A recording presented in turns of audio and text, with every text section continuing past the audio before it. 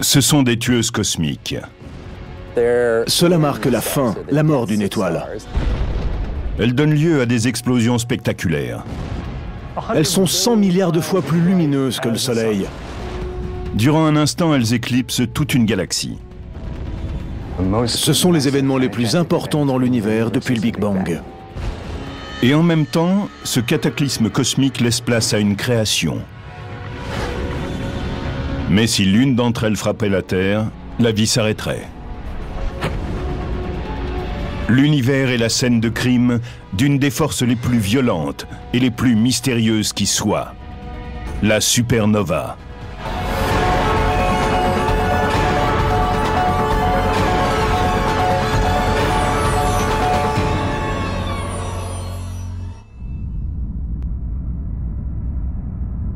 Les supernovas, qui signent de façon sensationnelle la mort des étoiles, produisent les plus grandes déflagrations de l'univers. En fait, seule une minorité d'étoiles explosent, mais celles qui font boum explosent en 1000 morceaux. Elles émettent une énergie qui correspond à plus d'1 milliard de fois celle que le Soleil produit dans toute son existence. Cette déflagration spectaculaire relâche dans l'univers de grandes quantités de radiation mortelle. Si une étoile située au centre de notre système planétaire donnait naissance à une supernova et explosait, cela éliminerait certainement toute forme de vie de ce système. Les radiations stériliseraient tout ce qui vit sur n'importe quelle planète.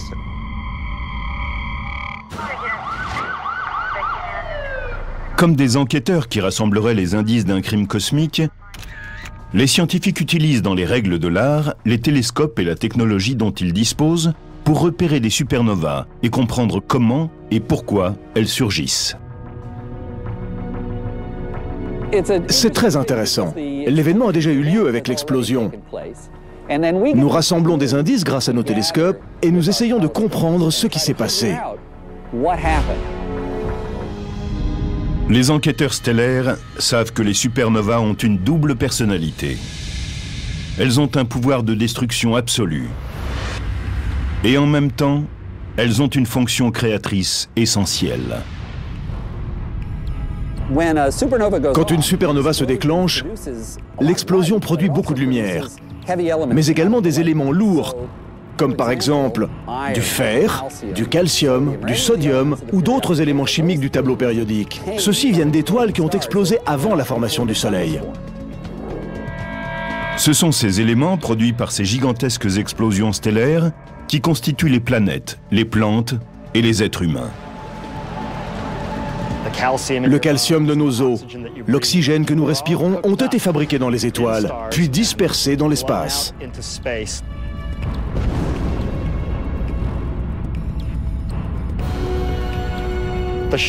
Les ondes de choc issues de l'explosion des étoiles compriment les nuages de gaz à proximité et déclenchent leur effondrement gravitationnel. Par la suite, ils amorcent un nouveau processus de formation d'étoiles, de planètes et finalement d'êtres vivants. Grâce aux indices cosmiques qu'ils ont pu collecter, les spécialistes estiment qu'il se déclenche une grande supernova dans l'univers à chaque seconde. Cela fait quelque chose comme 30 millions par an, et ce depuis les 10 derniers milliards d'années que l'univers existe. L'univers est immense, puisque dans une galaxie type, comme la Voie lactée, on voit apparaître 1 ou 2 supernovas seulement par siècle. Mais personne ne sait quand se déclenchera la prochaine.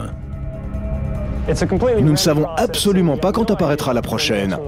Peut-être demain ou dans un siècle, ou peut-être était-ce il y a 5 minutes. Impossible de savoir. Si le phénomène est proche, nous verrons dans le ciel un événement très lumineux, peut-être plus lumineux que Vénus, que toutes les planètes, ou même que la Lune, ou plus lumineux peut-être que le Soleil. Si la supernova est trop proche, elle peut détruire toute forme de vie. L'éclair anéantit l'atmosphère et brûle tout. Les astronomes surveillent le ciel en permanence. Ils gardent en toutes circonstances un œil attentif sur 2 étoiles de la Voie lactée susceptibles d'exploser à proximité de la Terre et de provoquer une catastrophe. Lune est située au cœur de la nébuleuse Eta Carina, à près de 9000 années-lumière de notre planète. Nous savons qu'Eta Carina est une étoile dont la masse équivaut sans doute à 100 fois celle du Soleil. Elle a une durée de vie très courte, et il se peut que sa fin soit pour très bientôt.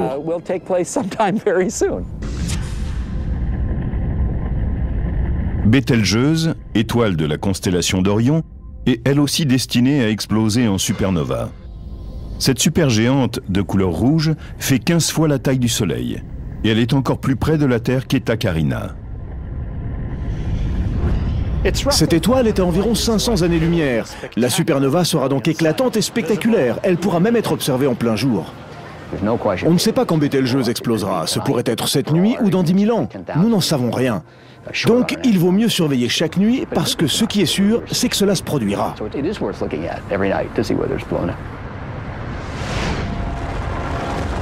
Les explosions de supernovas massives ne font pas que détruire et créer des étoiles, des planètes ou des êtres humains.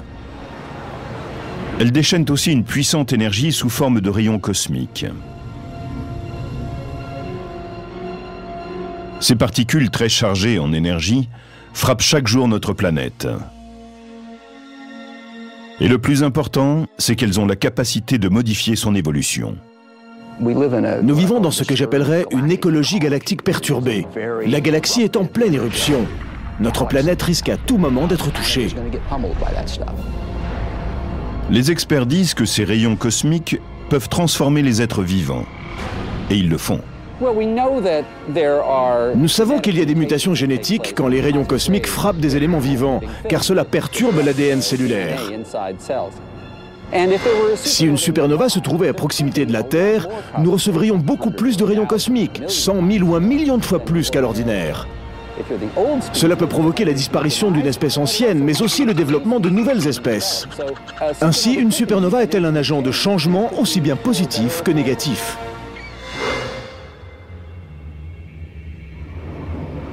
Les supernovas ayant le pouvoir de créer et de modifier la vie, il est impératif que nous comprenions ce qui fait de ces objets stellaires de véritables bombes à retardement. C'est quoi ça? C'est une supernova. Pour résoudre cette énigme, il est essentiel de procéder à une analyse détaillée de ce qui est éjecté dans le cosmos par une supernova. Je suis content que celle-ci n'ait pas échappé à notre attention, c'est une belle prise. C'est une magnifique supernova. La nature nous dit, voilà, je crée ces objets facilement. Et nous, théoriciens, nous devons comprendre comment elle s'y prend. Comme dans n'importe quelle scène de crime, les indices essentiels résident dans ce qui est laissé derrière, après l'événement. Comme lors d'un coup de feu, des gaz brûlants et des débris d'explosion sont propulsés dans l'espace. Un coup de feu crée une onde de choc dont on entend le bruit assourdissant. La matière est comprimée et chauffée à blanc sous l'effet de l'onde de choc. C'est la même chose dans une supernova. Ces débris explosifs filent à toute allure dans l'espace et entrent en collision avec les matériaux qu'ils croisent. C'est ainsi que se produit l'onde de choc. Cette fantastique explosion stellaire lance à travers l'univers une foule d'indices balistiques de la supernova, des débris cosmiques qu'on appelle des rémanents. L'onde de choc continue à avancer dans l'univers et laisse derrière elle ses rémanents. C'est ce qui donne cette image magnifique d'un choc qui se déplace vers l'extérieur. Les gaz qui constituent cette étoile sont éjectés à une vitesse incroyable, 15 000 km par seconde. Et ils créent ainsi une coquille en expansion qui parfois devient immense. Ces phénomènes avancent pendant des milliers d'années, voire des dizaines de milliers d'années. Donc parfois nous pouvons avoir une vision de l'explosion d'une supernova des dizaines de milliers d'années après l'événement. La collision à grande vitesse de débris stellaires dans une onde de choc produit une chaleur intense et une lumière sur des longueurs d'onde invisibles à l'œil humain. Il s'agit d'ondes radio, d'infrarouge, de rayons X et gamma. Par chance pour les astronomes, des instruments sophistiqués basés dans l'espace, comme les télescopes Hubble, Spitzer et Chandra, leur permettent de les voir. Chaque instrument et chaque mode d'observation vous donne un aperçu différent de ce qui se passe. Ensuite, vous essayez de rassembler le tout, et cela devient une entreprise intellectuelle. Comme une empreinte digitale, chaque supernova est unique, et elles peuvent être analysées de différentes façons. Nous pouvons mesurer la luminosité de la supernova, c'est ce que nous appelons sa courbe de lumière. Nous prenons aussi une autre mesure que nous appelons le spectre. Nous capturons la lumière d'une supernova dans un télescope et nous la répartissons à l'aide d'un prisme en un petit arc-en-ciel. Ensuite, nous mesurons la quantité de lumière dans chaque couleur ou pour chaque longueur d'onde. Cette analyse nous apprend beaucoup de choses intéressantes comme la composition chimique de la supernova, sa température, la pression et la densité des gaz, sa vitesse d'expansion. Les informations glanées grâce à la courbe de lumière et au spectre révèlent certaines différences entre les supernovas. C'est comme un travail d'enquêteur. À partir de la courbe de lumière et du spectre, vous disposez de différents indices et vous essayez de comprendre de quel type d'étoile il s'agit, pourquoi elle a explosé, quels éléments sont issus de cette explosion et quels peuvent en être les effets. Au fur et à mesure, nous voyons de mieux en mieux ce qu'était l'étoile à l'origine. À l'heure actuelle, nous pouvons connaître la composition de l'étoile au moment où elle a explosé. En comparant les courbes de lumière et les spectres de centaines de supernovas, les spécialistes ont pu les classer en deux types principaux.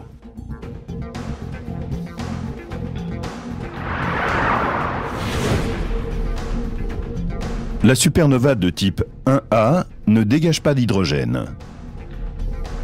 Ces explosions sont uniformes en taille et en luminosité. La supernova de type 2 dégage de grandes quantités d'hydrogène. Et ces explosions sont très variables en taille et en luminosité.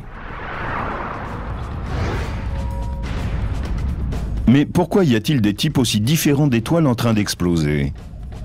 Et pourquoi se dispersent-elles de différentes façons?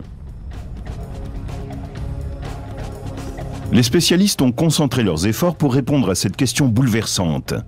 Qu'est-ce qui pousse ces monstres stellaires à se détruire eux-mêmes? Comme des chasseurs de primes à la poursuite de bandits, les astronomes d'aujourd'hui fouillent le cosmos à la recherche de supernovas mortelles. Les yeux rivés sur le ciel, ils appartiennent à une longue lignée d'observateurs. C'est en Chine, en 185 après Jésus-Christ, qu'un homme a aperçu pour la première fois une supernova, il y a 2000 ans.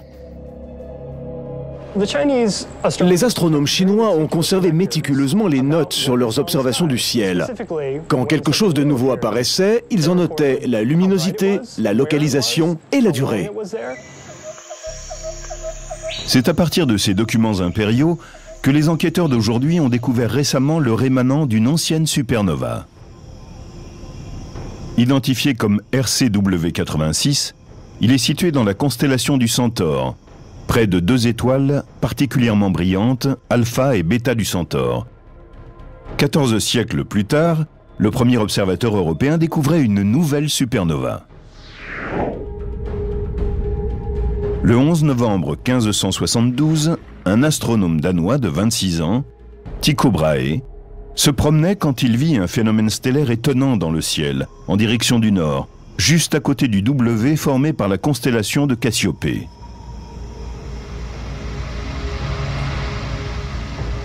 Il l'a vu et il était le plus grand astronome de son temps. Pourtant, il n'en a pas cru ses yeux. Quelques années après cette vision de Tycho Brahe, son ancien élève, Johannes Kepler, observa à son tour une nouvelle étoile. Il a mesuré la distance entre deux étoiles situées autour du phénomène. Et nous pouvons nous servir aujourd'hui de ces mesures pour retrouver l'endroit exact où l'explosion s'est produite. Quand les enquêteurs contemporains ont examiné de plus près le rémanent de la supernova de Kepler de 1604, ils ont trouvé quelque chose de très étrange. Une analyse précise de la composition chimique des gaz éjectés et en expansion a indiqué qu'il y avait eu deux étoiles qui s'étaient en quelque sorte liguées pour produire une gigantesque explosion. Comment ce compagnonnage a-t-il provoqué une catastrophe stellaire? Beaucoup d'étoiles sont dans un système binaire. Elles ont un partenaire qui tourne autour d'elles et nous pensons que l'une des deux transfère une partie de sa masse sur l'autre. Les spécialistes ont découvert depuis que le compagnon de ce scénario binaire donnait lieu à ce qu'on appelle une supernova de type 1A. On pense que les supernovas de type 1A sont des explosions de naines blanches. C'est ainsi qu'une étoile comme le Soleil produira une pépite très dense de la taille de la Terre. Quand une étoile comme le Soleil meurt, elle expulse ses couches extérieures, pour ne laisser derrière elle qu'un petit cœur dense de matière dégénérée, qu'on appelle une naine blanche. Les cendres du Soleil vont devenir une naine blanche de carbone et d'oxygène formée de ces débris. Elle va durer éternellement, tout en refroidissant.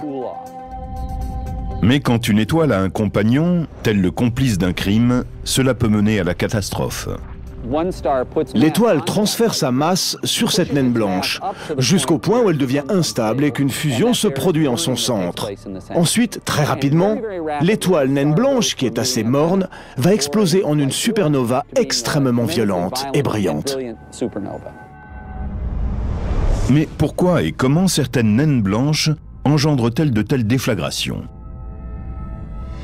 C'est un jeune astrophysicien très brillant, Subrahmanyam Chandrasekhar, le Sherlock Holmes de l'astrophysique, qui en a eu la perception alors qu'il se trouvait sur un bateau qui le conduisait d'Inde en Angleterre. Au cours de ce long voyage, il s'est servi des domaines nouveaux de la physique quantique et de la théorie de la relativité pour proposer l'idée qu'une naine blanche ne pouvait atteindre qu'une masse maximum limitée.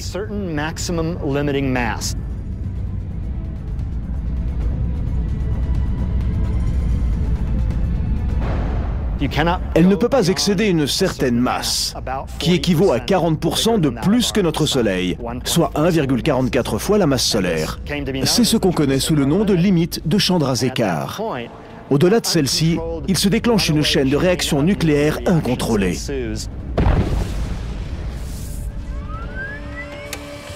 Mais pendant des décennies, les enquêteurs scientifiques se sont demandé comment fonctionnait cette chaîne d'explosion et à quoi elle ressemblait.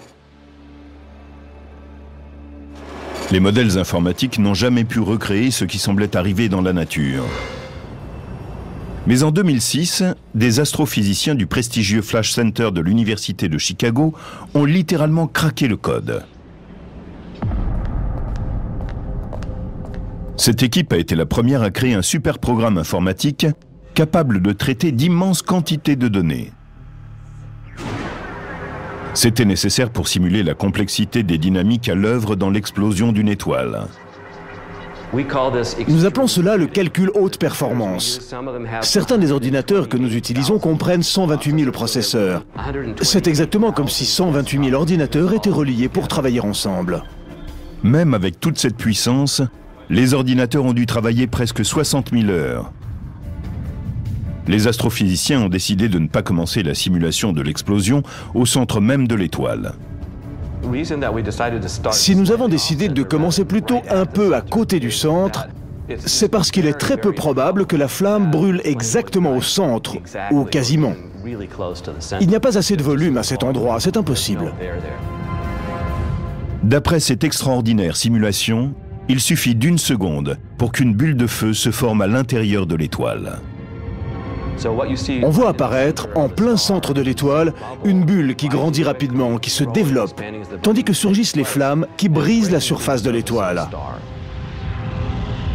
Initialement, la bulle en fusion mesure environ 15 km de large et elle atteint 1800 km à la surface de l'étoile.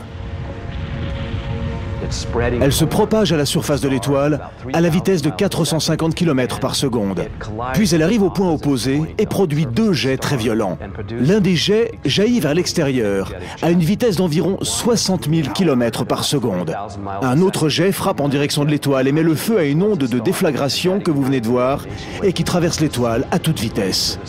Des températures torrides, dépeintes en utilisant une échelle de couleur standard, atteignent la température inimaginable de 1 648 millions de degrés Celsius. On peut voir le moment où se produit la déflagration et où elle traverse l'étoile en moins d'une demi-seconde. Cette phase d'incendie prend moins de 3 secondes. Les analyses révèlent que les supernovas de type 1A sont tout étonnamment similaires par leur taille et leur éclat. Cette explosion équivaut à la déflagration complète d'une masse comme celle du Soleil. Cette simulation par ordinateur, révolutionnaire, montre pour la première fois comment se produit une explosion dans une supernova de type 1A. Mais cela semble être radicalement différent pour une supernova de type 2. En examinant des débris stellaires, un spécialiste a estimé qu'une supernova de type 2 n'était pas liée à une explosion de naines blanches, mais bien plutôt à celle d'une étoile massive en train de mourir, une étoile dont la masse serait 10 fois celle du Soleil. Mais comment fonctionnent ces méga-explosions ? La réponse à cette énigme cosmique est arrivée au milieu du XXe siècle, quand des chasseurs de supernovas ont pour la première fois de l'histoire scruté systématiquement les étendues intergalactiques à la recherche de gigantesques étoiles en train d'exploser.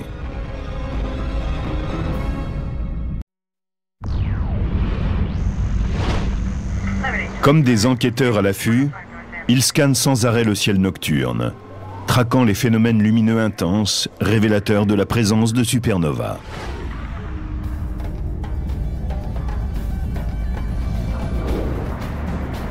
Pour assurer cette surveillance, ils utilisent un éventail impressionnant de télescopes de haute technologie, dispersés à travers le globe.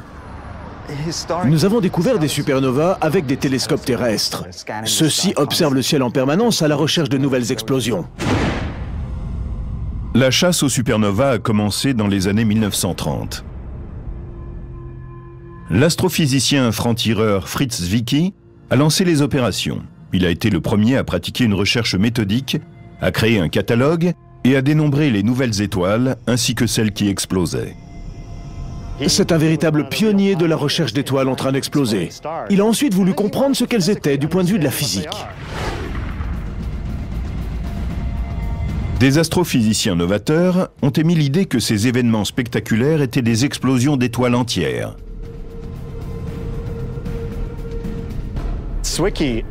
Zwicky a émis l'idée qu'un certain type d'étoile massive pouvait commencer et exploser au moment où son cœur s'effondrait, puis qu'elle reprenait des forces et générait alors une explosion colossale. Il a dit qu'au cours de l'effondrement, un rémanent compact devrait se former et donner une étoile à neutrons. La matière ordinaire est constituée avant tout de protons, de neutrons et d'électrons. Dans cet effondrement du noyau ferreux, les protons et les électrons qui forment les atomes de fer se combinent pour donner naissance à des neutrons. Une étoile à neutrons est un objet incroyablement dense. Si on prenait un gratte-ciel comme l'Empire State Building de New York et qu'on le compresse jusqu'à la densité d'une étoile à neutrons, il aurait la taille d'une bille. Ils ont une très haute densité. Une cuillère à thé de matériaux d'une étoile à neutrons pèserait plus d'1 milliard de tonnes sur Terre.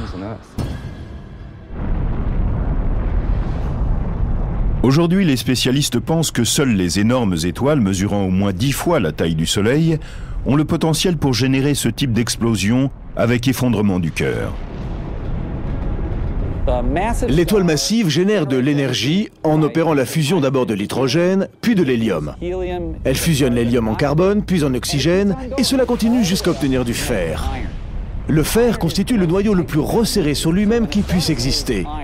Donc, quand une étoile a fabriqué du fer, c'est vraiment la fin. Le noyau ferreux se forme dans les derniers jours de la vie de l'étoile. Ensuite, l'étoile devient tellement massive qu'elle s'effondre sous son propre poids. Et cet effondrement gravitationnel est très rapide. Cela prend moins d'une seconde pour que le cœur de l'étoile s'écrase et passe de la taille de la Terre à celle d'une étoile à neutrons qui mesure 15 à 20 km de large. Mais ce noyau ferreux dense ne s'installe pas paisiblement dans sa nouvelle vie d'étoile à neutrons. Au lieu d'atteindre tout de suite une position en équilibre, cette étoile à neutrons commence à rebondir sur elle-même, comme un gymnaste rebondit sur le trampoline et remonte à nouveau. Cette étoile à neutrons qui rebondit entre en collision avec le matériau qui l'entoure et lui transmet une partie de son énergie en provoquant une éjection.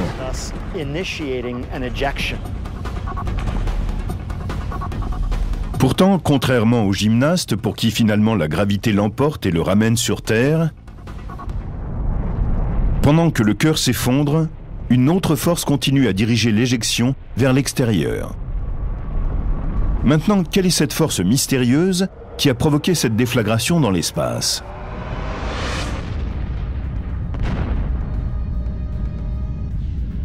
Les spécialistes ont calculé que pour qu'une explosion réussisse, il fallait encore un élément.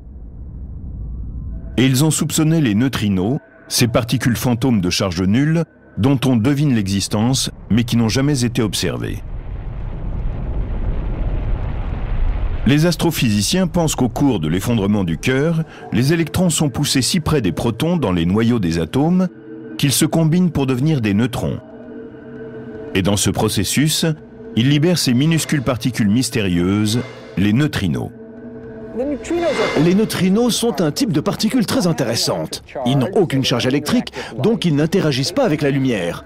Ils n'entrent en action qu'avec ce que les physiciens appellent la force faible. Et le nom est bien choisi. Il signifie que ces particules peuvent traverser la Terre sans encombre. Ils peuvent traverser des blocs importants de matière. Ils sont comme des fantômes. Ils traversent les objets.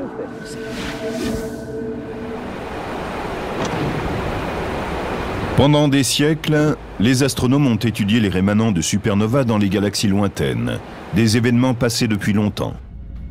Mais en 1987, ils se retrouvent aux premières loges d'une explosion même. C'était la supernova la plus brillante qu'on ait vue en près de 4 siècles, longtemps après le développement du télescope. Nous pouvons donc utiliser tout l'arsenal dont nous disposons pour étudier cette fantastique explosion. En 1987, a lieu non loin de notre galaxie, l'événement stellaire le plus fantastique depuis l'invention du télescope.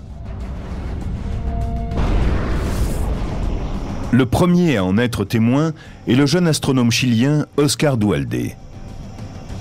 Cette chance pour lui et pour l'astronomie se produit dans la nuit du 23 février 1987. Oscar Duhalde, opérateur au télescope de Las Campanas, mit de l'eau à chauffer pour se faire un café. Et en attendant, sortit admirer le ciel. Une fois dehors, il regarda le grand nuage de Magellan qu'il connaissait très bien, et il remarqua une étoile supplémentaire. C'est ainsi qu'il a pu admirer l'explosion d'une supernova de ses propres yeux.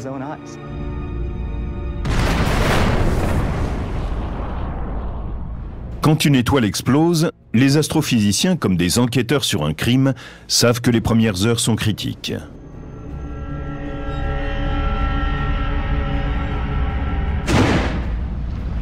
En 1987, quand est apparue cette supernova, la plus proche depuis 4 siècles, ils savaient qu'ils devaient agir vite. Elle n'était qu'à 170 000 années-lumière, un simple jet de pierre pour un astronome. La supernova 1987A était dans ce qu'on appelle le grand nuage de Magellan, une galaxie naine qui tourne autour de notre Voie lactée et qui est beaucoup plus grande. Bien qu'elle soit la première supernova de l'année, cette étoile exceptionnelle en train d'exploser tout près de la Terre a simplement été nommée SN 1987A. Mais cette fois, sur toute la planète, des dizaines d'astronomes chevronnés étaient prêts à entrer en action. Avec leurs équipements et leurs télescopes sophistiqués, ils tournent leur attention et leurs appareils vers les cieux et examinent attentivement la supernova 1987A. Sachant que l'explosion d'une étoile est à son maximum dans les premières heures et qu'elle émet beaucoup d'ondes de lumière ultraviolette, les détectives cosmiques se jettent dans l'action. Nous avons vu de la matière se déplacer extrêmement vite, à 1/10 de la vitesse de la lumière. C'était l'étoile qui était en train d'exploser.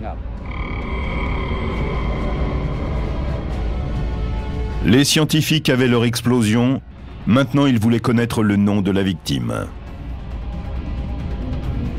Ils ont compulsé un catalogue qui recense toutes les étoiles connues et leur position dans le ciel.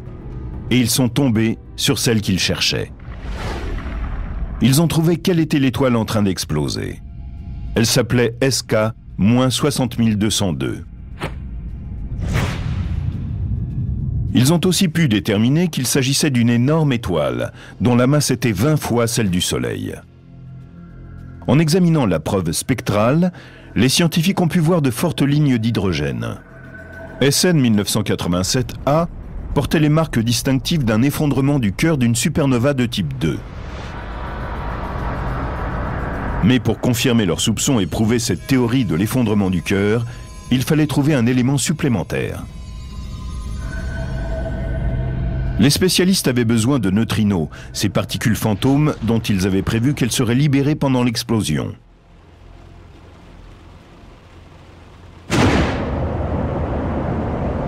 Or, au début des années 1980, on avait construit quelques détecteurs de neutrinos dans le monde.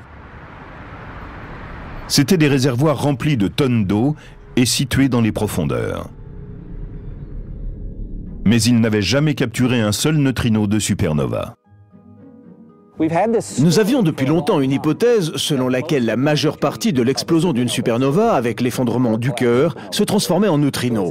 Mais nous ne les avions jamais vus, ces neutrinos. Poursuivis par la chance, le 23 février 1987, ils attrapent leurs neutrinos. 2 détecteurs, l'un près de Kamika au Japon et l'autre au fond du lac Erie dans l'Ohio, capturent une douzaine de ces particules insaisissables.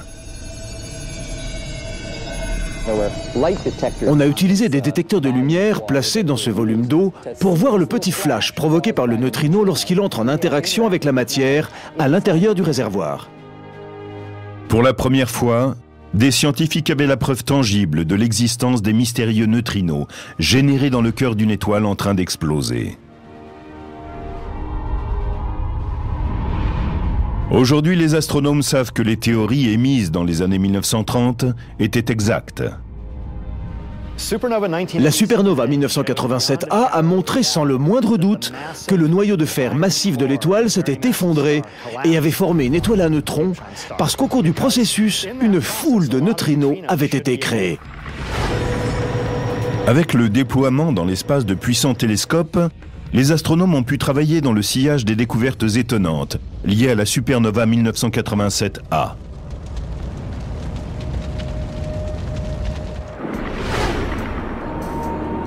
En 2006, l'astronome Robert Quimby, âgé de 30 ans, allait de nouveau bouleverser les idées admises et révolutionner la façon dont les astronomes traquaient les supernovas. Pour la plupart des chasseurs de supernova, il s'agit d'en trouver le plus grand nombre possible. Ils vont observer une fois tous les 15 jours ou toutes les semaines. On peut en effet en trouver en scrutant le plus d'étendues possible.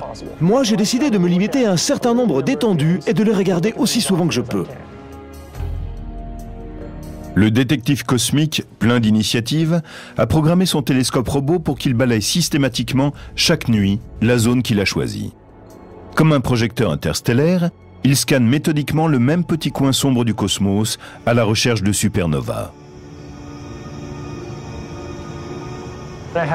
J'ai des logiciels qui peuvent très rapidement analyser les données et me dire s'ils voient quelque chose qui n'était pas là auparavant.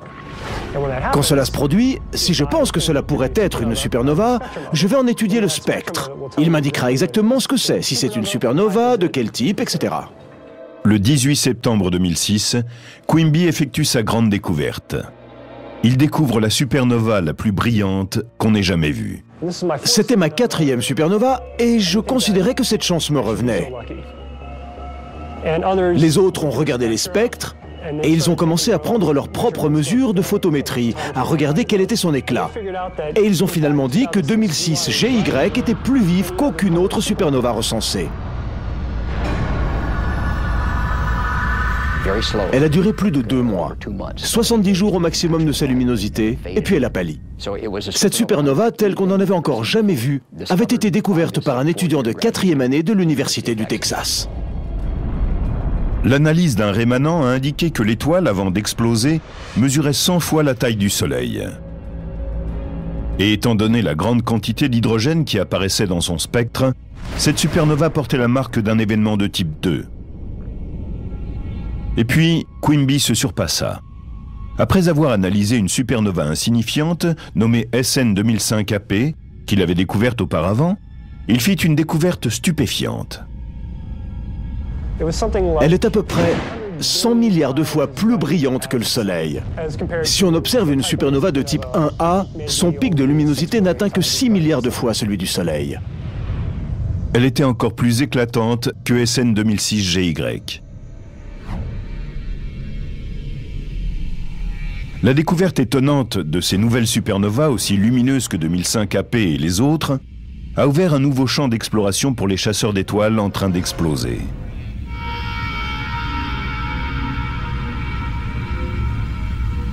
Notre idée de base, c'est que tout cela est peut-être lié au sursaut de rayons gamma. Les rayons gamma sont la forme la plus puissante de lumière que l'on connaisse dans l'univers. En analysant les supernovas, les enquêteurs ont été plus proches que jamais de résoudre certaines énigmes déconcertantes du cosmos. Comment l'une peut-elle produire des rayons gamma et l'autre n'être qu'une supernova ordinaire? Cela demeure un grand mystère. Ce que les astronomes savent, c'est que les supernovas et les sursauts gamma qui leur sont associés sont les signaux les plus lumineux de l'univers. Dans les étendues galactiques, les supernovas servent de poteaux indicateurs célestes. Elles indiquent aux astronomes le début et la fin du temps et de l'espace.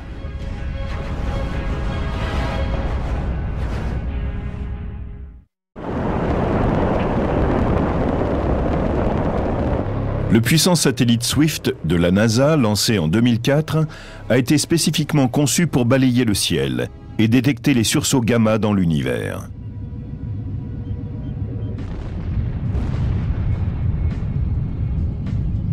Tels des secouristes cosmiques, les astrophysiciens du centre de vols spatiaux Goddard de la NASA attendent à Baltimore, 24 heures sur 24 et 7 jours sur 7, un appel d'urgence de Swift. Moins de 2 minutes après que Swift ait découvert un sursaut gamma, le satellite envoie des emails directement sur nos BlackBerry. Quand une supernova récente, recensée comme SN 2006 AJ, est apparue, le satellite Swift a capturé les rayons gamma qu'elle avait générés. Ce sursaut gamma était très intéressant, en particulier parce qu'il était de très longue durée. En général, c'est un phénomène qui dure très peu de temps, entre une fraction de seconde et quelques secondes. Mais celui-ci était visible pendant environ 35 minutes. Et 3 jours plus tard, nous avons vu exploser une supernova au même endroit. C'est la solution d'un des grands mystères des sursauts gamma. Nous avons découvert que certains d'entre eux étaient liés à des étoiles en train d'exploser. Aujourd'hui, les astronomes observent des centaines de supernovas et les sursauts gamma mortels qu'elles génèrent. Dans les étendues cosmiques, les spécialistes utilisent ces poteaux indicateurs stellaires pour établir les limites et l'ampleur de l'univers. On peut se servir des supernovas pour explorer l'univers parce qu'elles sont très faibles et très lointaines. Avec elles, on peut étudier les courbures, l'espace, le temps et tout le cosmos. Par exemple, si vous êtes sur une autoroute déserte et que vous regardez les phares d'une voiture, vous pouvez dire celles qui sont proches et celles qui sont éloignées en fonction de l'éclat de leurs phares. Celles qui sont proches brillent plus que celles qui sont plus loin. En mesurant systématiquement à quelle distance sont les objets, on peut connaître la taille, l'âge, la forme, l'histoire et l'avenir de l'univers. Il s'avère que ce sont les supernovas de type 1A qui s'y prêtent le mieux.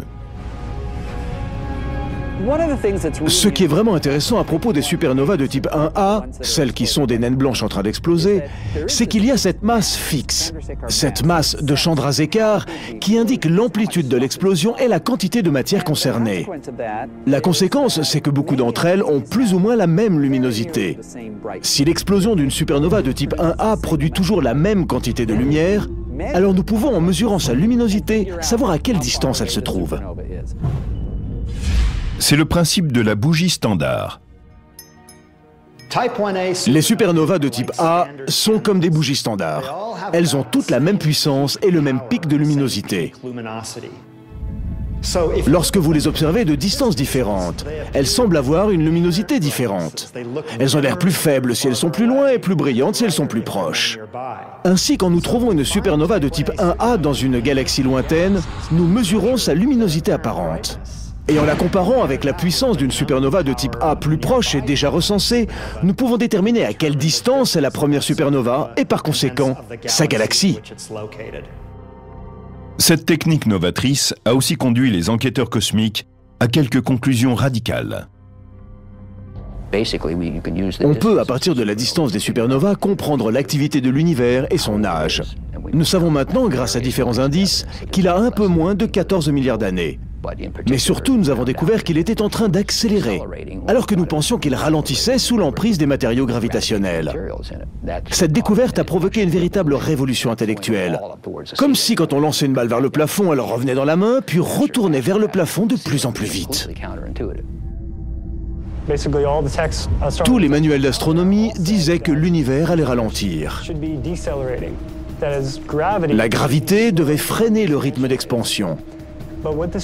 Mais ces résultats ont montré qu'au lieu de ralentir, il était en fait en train de s'élargir de plus en plus vite.